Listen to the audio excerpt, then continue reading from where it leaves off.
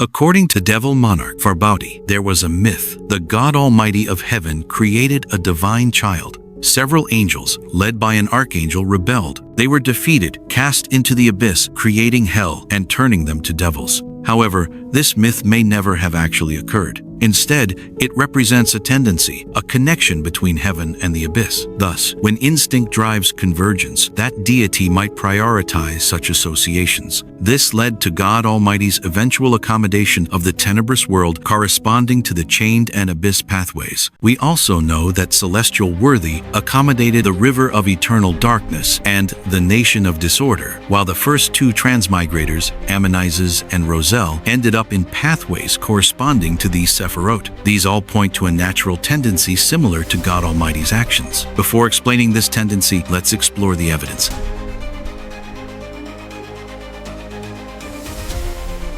Ammonises transmigrated as a sequence 2 angel into the body of a demonic wolf. Demonic wolves are descendants of Flegrea, an ancient god of the darkness and fool pathways. These are non-neighboring pathways. This occurred because, in ancient times, many Beyonder creatures believed that gathering similar powers would lead to a qualitative change and breakthrough, but all of them went mad without exception or lost control.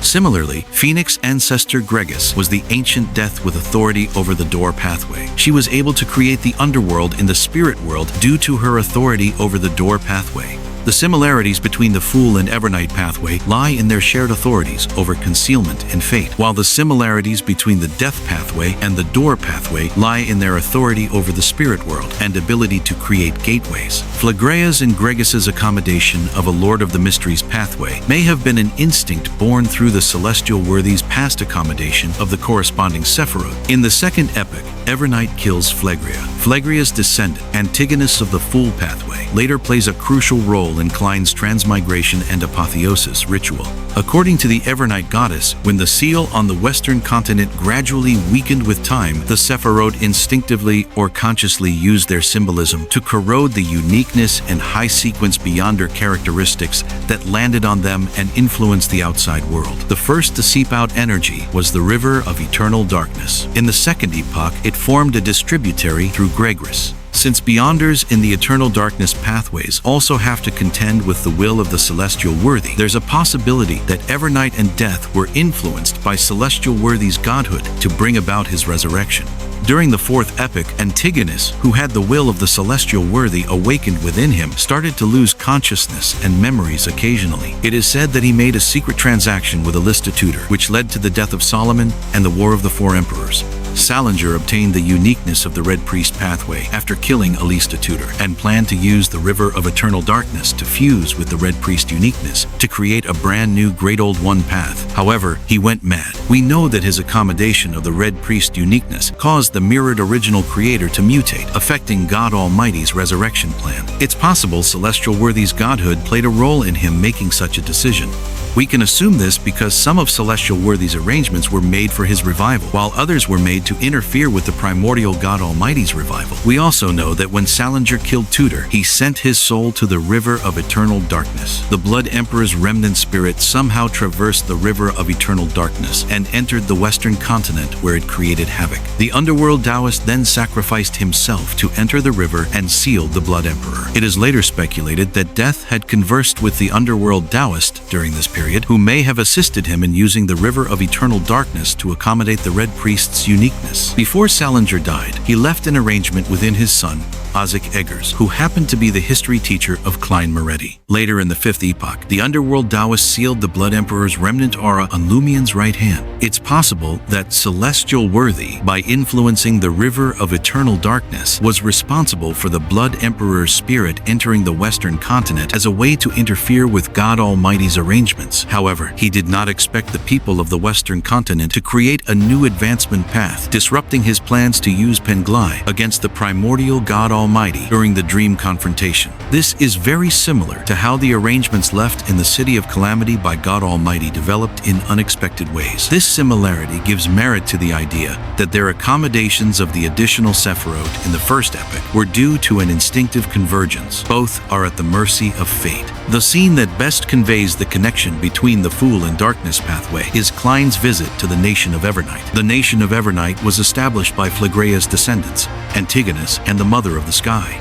The residents of the nation of the Evernight were respectful and afraid of Evernight. They believed in the Mother of the Sky. At the same time, they believed that death was not the end. They believed that their dead loved ones would bless them from Evernight. Indeed, death wasn't the end. The city of dead was just beside them at the peak.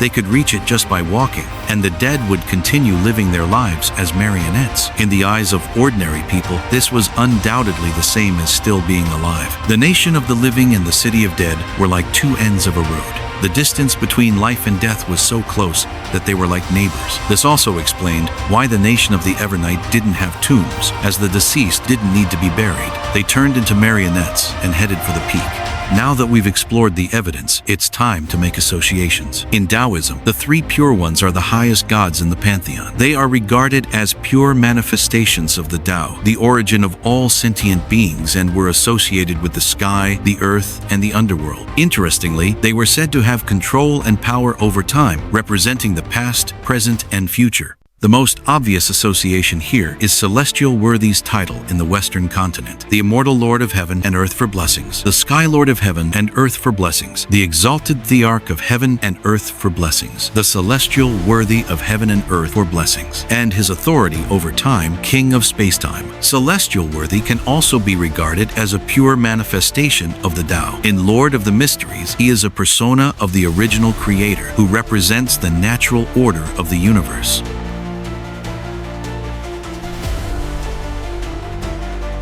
Once again, let's start with the evidence. Although Roselle belonged to the demon of knowledge pathways for most of his life, his fate is strongly intertwined with Celestial Worthy. The first diary page Klein came across convinced him to choose the seer pathway. Roselle encountered both the sealed Mr. Door as well as Zaratul of the seer pathway, reinforcing his strong connection to the Lord of the Mysteries pathways. Later, Roselle attempted to switch to Sequence 0 Black Emperor, but was assassinated. He came back as the Black Emperor during the Vortex ritual. This was achieved by using the Uncertain Mist's corruption to balance the corruption of the Mother Goddess of Depravity. Following Adam's arrangement, he used his connection to the Uncertain Mist, the Celestial Thearch's assistants, and the genie in the magic wishing lamp as a medium to severely injure the Uncertain Mist. This was only possible because Celestial Worthy sealed the genie, who is the main consciousness of the Son of Chaos, before accommodating the Nation of Disorder. As the great existence above the seer pathway, it's possible he received some information regarding this matter. However, it's unlikely to have gone how he expected due to the Western continent's cultivators' actions of awakening a consciousness within the Nation of Disorder. During the fourth epic, the Nation of Disorder either instinctively or consciously corrupted the Justiciar's uniqueness, creating the Trunsoist brass book. This Grade 0 sealed artifact played a crucial role during Klein's apotheosis ritual and during his final battle against Amon in Sefirot Castle. The awakened consciousness of the Nation of Disorder, the Celestial Thearch, reveals the connection between Celestial Worthy and the Nation of Disorder. In Chinese mythology, the Celestial Thearch, or the Jade Emperor, is one of the representations of the primordial god. This can also be seen in LOTM, as the Son of Chaos is a direct offspring of the original creator. Similarly, in Taoism, the Jade Emperor is an assistant of one of the three pure ones, who represent the Celestial Worthy. This refers to Celestial Worthy's accommodation of the Nation of Disorder in the first epic, making it the most crucial association that led to Celestial Worthy's prioritization and accommodation of the Nation of Disorder.